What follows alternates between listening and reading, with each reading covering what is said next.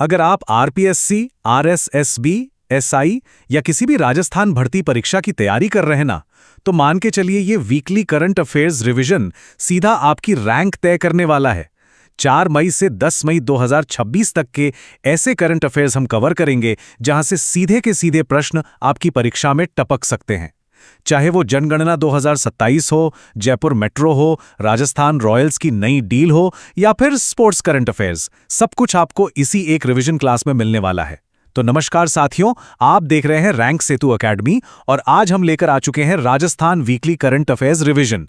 देखिए, जो विद्यार्थी हर हफ्ते ये वीकली रिवीजन करते हैं ना, वही एग्जाम हॉल में पूरे कॉन्फिडेंस के साथ बैठते हैं। आज की इस क्लास में हम सिर्फ करंट अफेयर्स रटेंगे नहीं, बल्कि एकदम एग्जाम ओरिएंटेड तरीके से प्रश्नों को तोड़ेंगे। तो चलिए बिना वक्त जाया किए आज के इस मेगा रिवीजन को शुरू करते हैं। तो आज की इस रिवीजन क्लास में हम मुख्य रूप से 4 चीजों पर फोकस करेंगे। पहला, सीधे छपने वाले प्रश्न। दूसरा, आरपीएससी लेवल के कथन वाले प्रश्न। तीसरा, परीक्षा उपयोगी वन लाइनर। और अंत में परीक्षा का फाइनल डोज। तो चलिए सबसे पहले शुरुआत करते हैं भाग 1 से, सीधे छपने वाले प्रश्न। अपनी नोटबुक एकदम तैयार रखिए। पहला बड़ा सवाल आपकी स्क्रीन पर है। आईआईटी जोधपुर ने कृषि अवशेष और प्लास्टिक कचरे से आखिर क्या विकसित किया है? थोड़ा सोचिए इसके बारे में। ये जलवायु लचीले बुनियादी ढांचे से जुड़ा एक बहुत ही बड़ा नवाचार है। बताइए सही उत्तर क्या होगा इसका? बिल्कुल सही सोचा आपने। आईआईटी जोधपुर ने 2 बहुत शानदार चीजें विकसित की हैं। पहला, कृषि अवशेषों से बनाया है बायोब्रिक्स और दूसरा, प्लास्टिक कचरे से बनाया है एग्रो प्लास्टिक ब्लॉक्स। ये पूरी तरह से पर्यावरण के अनुकूल निर्माण सामग्री है। देखिए, ये एक पक्का एग्जाम पॉइंट है, इसे तुरंत अपनी कॉपी में नोट कर लीजिए। अब आते हैं खेलों की दुनिया के एक बहुत बड़े अपडेट पर। सवाल ध्यान से सुनिएगा। आईपीएल 2026 में राजस्थान रॉयल्स की नई ओनरशिप डील आखिर किससे संबंधित है? अब देखिए, जो मार्च के आंकड़े थे वो अब पुराने हो चुके हैं, इसलिए मई का ये जो लेटेस्ट अपडेट है ना, ये याद करना बेहद जरूरी है। बताइए कौन है वो नए नाम?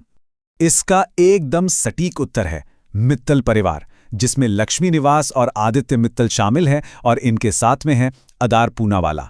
जैसा मैंने कहा, मार्च की डील अलग थी, लेकिन ये मई का बिल्कुल नया अपडेट है। ये प्रश्न परीक्षा में आ सकता है, इसलिए इन नामों को एकदम कंठस्थ कर लेना है। चलिए आगे बढ़ते हैं। सरकारी योजनाओं से जुड़े प्रश्न तो हमेशा परीक्षा का हिस्सा होते हैं, राइट? तो बताइए, पीएम आवास योजना ग्रामीण के तहत सभी के लिए घर का नया लक्ष्य वर्ष क्या सेट किया गया है? ये सरकार की एक बहुत बड़ी घोषणा है। और वो नया लक्ष्य वर्ष है 2029। जी हां, 2029। इस नंबर को अपने दिमाग में अच्छे से बैठा लीजिए। पीएम आवास योजना ग्रामीण का नया लक्ष्य वर्ष अब 2029 है। ये एग्जाम पॉइंट याद रखना है आपको। अब बढ़ते हैं भाग 2 की तरफ, जो है अपना आरपीएससी लेवल कथन प्रश्न। यहां आपको अपना थोड़ा ज्यादा दिमाग लगाना पड़ेगा। अगला सवाल जनगणना से जुड़ा है। 16वीं जनगणना 2027 के संबंध में असत्य कथन क्या है? याद रहे, राजस्थान का कोई भी पेपर उठाकर देख लीजिए, जनगणना से प्रश्न आना तय होता है। तो अगले कुछ तथ्यों को बहुत ही ध्यान से समझना है। चलिए जनगणना 2027 की पूरी प्रक्रिया को एकदम क्रम से समझते हैं। पहले चरण में 1 से 15 मई तक हेलो ऐप के जरिए स्वगणना की जाएगी और ऐसा करने पर एक बहुत ही जरूरी 11 अंकों का आईडी नंबर मिलेगा। इसके बाद 16 मई से 14 जून के बीच जो प्रगणक हैं वो घर घर जाकर इसी 11 अंकों के आईडी के आधार पर सत्यापन करेंगे। ये जो 11 अंकों का आईडी नंबर है ना, ये परीक्षा के लिए एक बहुत बड़ा कीवर्ड है। अब जनगणना से जुड़े कुछ और जरूरी तथ्य देखते हैं। इसका शुभंकर रखा गया है प्रगति और विकास। इसके ब्रांड एम्बेसडर हैं सुदर्शन पटनायक और भारत के रजिस्ट्रार जनरल हैं मृत्युंजय कुमार नारायण। लेकिन जरा ध्यान दें, सबसे बड़ा ट्रैप कहां है? ये जनगणना 1953 के अधिनियम के तहत नहीं होती है, बल्कि 1948 के जनगणना अधिनियम के तहत संचालित होती है। याद रहे, 1948। मैं बता रहा हूं, यहां से प्रश्न पक्का टपकेगा। चलिए अगला आरपीएससी लेवल का सवाल एक बहुत बड़े बजट वाली परियोजना पर है। ओम कमला अम्मा परियोजना के बारे में सत्य कथन चुनें। इस परियोजना का भूगोल और इसका बजट, ये दोनों ही चीजें परीक्षा की दृष्टि से बहुत ज्यादा खास हैं। तो इस परियोजना के सही तथ्य क्या क्या हैं? पहली बात, ये डूंगरपुर जिले में सोम नदी पर स्थित है। इसकी कुल अनुमानित लागत लगभग 900 करोड़ रुपए है, जिसमें से 100 करोड़ 2026-27 के लिए हैं। इससे दक्षिणी राजस्थान के 7 जिलों को लाभ मिलेगा। लेकिन सावधान, इन 7 जिलों में सिरोही शामिल नहीं है। परीक्षा में अक्सर सिरोही का नाम देकर ही उलझाया जाता है। और एक और बात, इसी परियोजना में अनास नदी का जीर्णोद्धार भी शामिल है। ये सारे तथ्य अच्छे से नोट कर लीजिए। चलिए अपनी इस इंटरैक्टिव पेस को बनाए रखते हैं। एक और बढ़िया कथन वाला प्रश्न है। पंचायत उन्नति सूचकांक 2.0 में राजस्थान के प्रदर्शन के संदर्भ में सही कथन नहीं है। यहां भी एक बहुत बारीक सी गलती छुपी होती है जिसे हमें पकड़ना है। आइए तथ्यों की तुलना करते हैं। सही तथ्य तो ये हैं कि इसमें राजस्थान 15वें स्थान पर रहा, सर्वश्रेष्ठ पंचायत करोला रही और इसे 2023-24 के लिए जारी किया गया। लेकिन गलतफहमी कहाँ होती है? लोगों को लगता है कि ये सूचकांक केवल ए और बी श्रेणी की पंचायतों के लिए है। जी नहीं, बल्कि ये सूचकांक सभी यानी ए, बी, सी और डी चारों श्रेणियों को कवर करता है। इस अंतर को एकदम स्पष्ट रूप से याद रखना है आपको। अब आते हैं भाग 3 पर, परीक्षा उपयोगी वन लाइनर, यानी अपना रैपिड फायर रिवीजन राउंड। पुस्तकों और सम्मान को याद करने की एक गजब की ट्रिक देखते हैं। भंवरलाल भरमर की कृति है ऊपर लो पासो। इसे याद कैसे रखेंगे? भाई भंवरा जो होता है वो हमेशा ऊपर ऊपर मंडराता रहता है ना। दूसरा, संतोष चौधरी की कृति है कायारी कलजल। इसकी ट्रिक है, जब इंसान की काया अच्छी होती है तभी उसे जीवन में संतोष मिलता है। और तीसरा, नरेश राघानी मधुकर को चिरंजीवी भाव के लिए भारत विभूषण सम्मान मिला है ना? कमाल की ट्रिक, कभी नहीं भूलेंगे आप। कुछ और बहुत ही क्विक अपडेट्स देख लेते हैं। जयपुर मेट्रो फेज 2 के प्रथम पैकेज में 10 एलिवेटेड स्टेशन है। ध्यान रहे, इसमें कोई भी भूमिगत यानी अंडरग्राउंड हिस्सा नहीं है। दूसरी बात, राजभाषा संगोष्ठी का आयोजन जयपुर में नहीं बल्कि उदयपुर में हुआ था। और तीसरा, सरस लाडो योजना के तहत प्रसव के बाद महिलाओं को 5 लीटर सरस घी निःशुल्क दिया जाता है। इसका हर एक पॉइंट सीधा सीधा एग्जाम पॉइंट है। तेजी से आगे बढ़ते हुए कुछ और वन लाइनर। राज्य सरकार ने चंदन वन विकसित करने के लिए उदयपुर, बांसवाड़ा और सिरोही का चयन किया है। इसके अलावा राजस्थान फाउंडेशन ने अहमदाबाद सहित 14 नए चैप्टर शुरू किए हैं, जिससे इनकी कुल संख्या अब 40 हो गई है। और असंगठित क्षेत्र के जो श्रमिक हैं, उनके लिए जो नया ऐप लॉन्च हुआ है उसका नाम है श्रम सेतु ऐप। अब खेल और चिकित्सा जगत के अहम वन लाइनर। निशानेबाजी में 10 मीटर एयर पिस्टल में अंजलि शेखावत ने स्वर्ण पदक जीता है, ये नाम पक्का याद रखना है। स्टेट शूटिंग बॉल अंडर 17 का खिताब जीता है जयपुर ने। देश का पहला पंचगव्य चिकित्सा पाठ्यक्रम मुकलावास जोधपुर में शुरू हुआ है। और सिलिकोसिस नीति के तहत जो सहायता राशि है वो 3 लाख रुपए है और मृत्यु की स्थिति में 2 लाख रुपए दिए जाते हैं। ये एक बहुत ही महत्वपूर्ण एग्जाम पॉइंट है। और अब वक्त है अपनी इस क्लास के आखिरी पड़ाव का, भाग 4, परीक्षा का फाइनल डोज, एकदम सीधे सिलेक्शन वाले तथ्य। ये रहा हमारा फाइनल रैपिड फायर रिवीजन। संयुक्त कमांडरों का सम्मेलन 2026 जयपुर में आयोजित हुआ, जो कि इसका दूसरा संस्करण था, पहला नहीं। और इसका मुख्य विषय AI का उपयोग करना था। पोषण पखवाड़ा गतिविधि में राजस्थान पूरे देश में प्रथम स्थान पर रहा है और राज्य के अंदर जोधपुर ने टॉप किया है। ये बहुत ही ज्यादा संभावित परीक्षा प्रश्न है।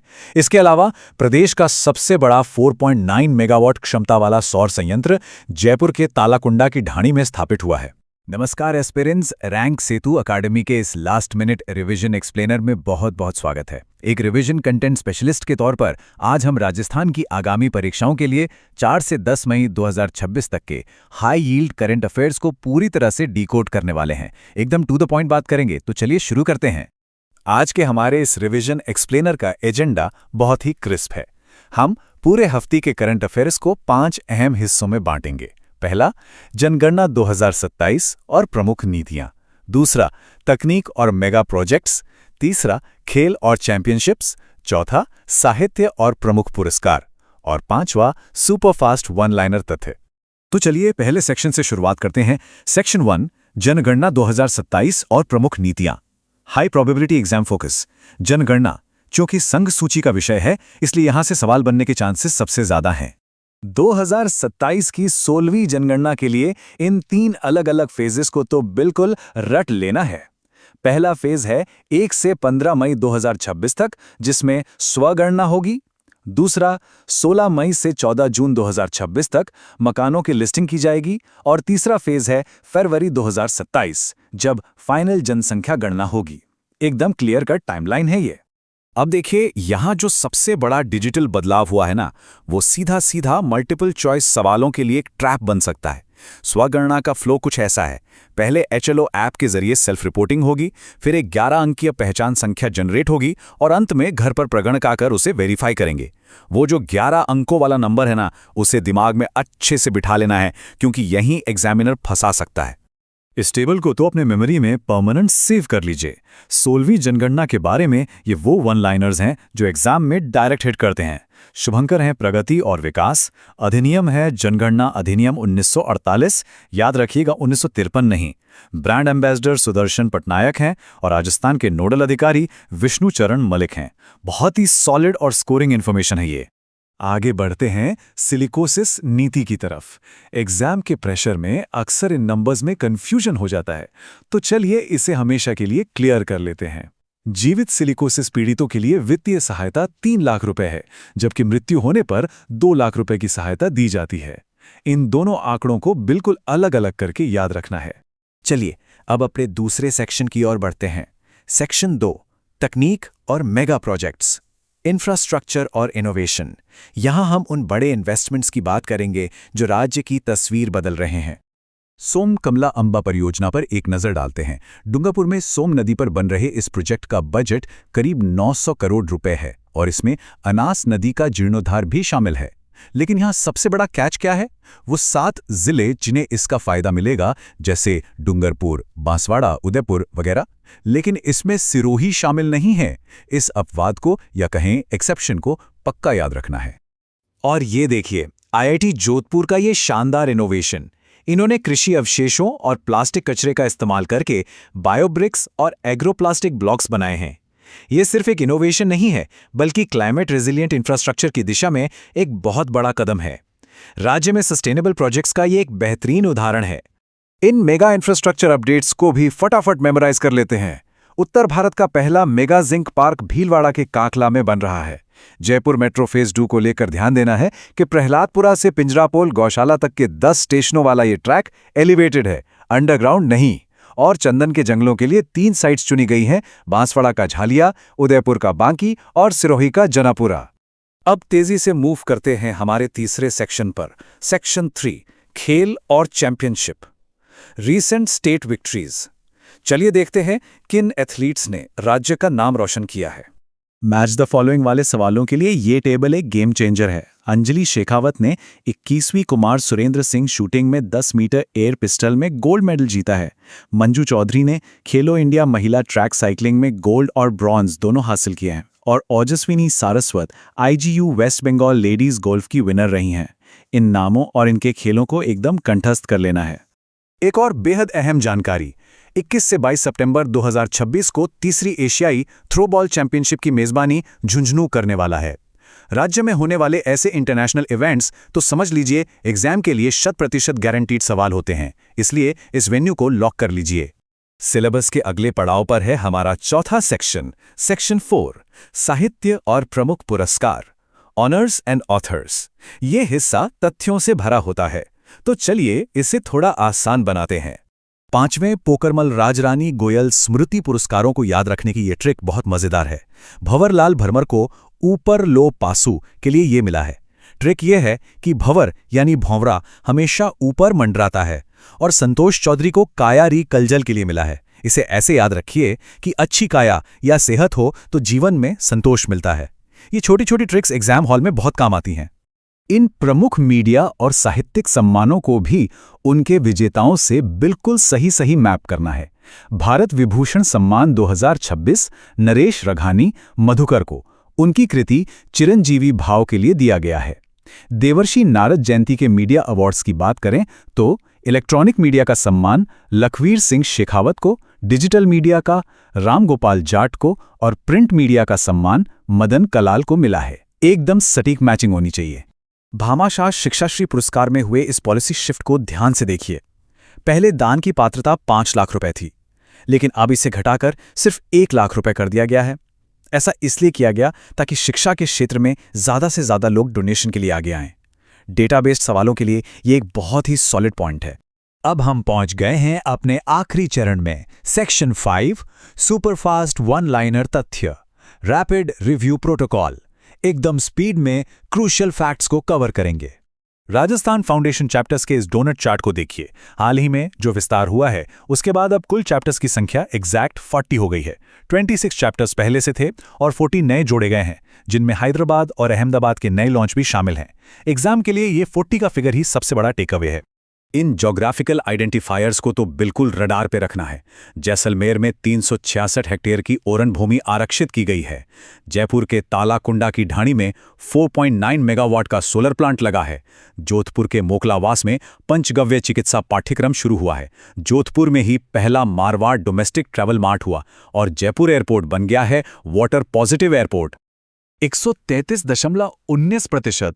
ये कोई मामूली नंबर नहीं है। ये एक बेहतरीन एमसीक्यू फ्लैश फैक्ट है जो जोधपुर जिले द्वारा पोषण पखवाड़ा टारगेट अचीवमेंट को दिखाता है। इसी शानदार परफॉर्मेंस की वजह से जोधपुर राज्य में पहले नंबर पर आया और राजस्थान पूरे देश में टॉप पर। इन 4 बड़ी वेलफेयर स्कीम्स के की बेनिफिट्स और टारगेट ग्रुप्स को एक नज़र में मेमोराइज कर लेते हैं। सरस लाडो योजना माताओं को 5 लीटर सरस घी देती है। स्वाश्रम योजना सीधे तौर पर निराश्रित और असहाय वरिष्ठ नागरिकों के लिए है। दादू दयाल योजना का मकसद शहरी घुमंतु समुदायों को एम्पावर करना है। और पीएम विश्वकर्मा योजना 18 ट्रेडों के लिए एक्स्ट्रा 2% इंटरेस्ट सबवेंशन यानी ब्याज अनुदान देती है। बिल्कुल स्ट्रेट फैक्ट्स हैं ये। तो आखिर में सोचने वाली बात यह है, जॉइंट कमांडर्स कॉन्फ्रेंस में मिलिट्री एआई का इस्तेमाल और 2027 की जनगणना में ये बड़ा डिजिटल लीप, ये सब इशारा कर रहे हैं कि अगले 10 सालों में डेटा ड्रिवन तकनीक राज्य प्रशासन को पूरी तरह से बदलने वाली है। स्पेसिफिक फैक्ट्स याद रखने के साथ साथ इन बड़े टेक्नोलॉजिकल ट्रेंड्स को समझना भी उतना ही जरूरी है। इसी मोमेंटम को बनाए रखना है ताकि ये रैपिड रिवीजन एक्सप्लेनियर एग्जाम वाले दिन 100% एक्यूरेसी में बदल सके। बस एक ही बात याद रखनी है, डेली रिवीजन के लिए रैंक सेतु एकेडमी से जुड़े रहें।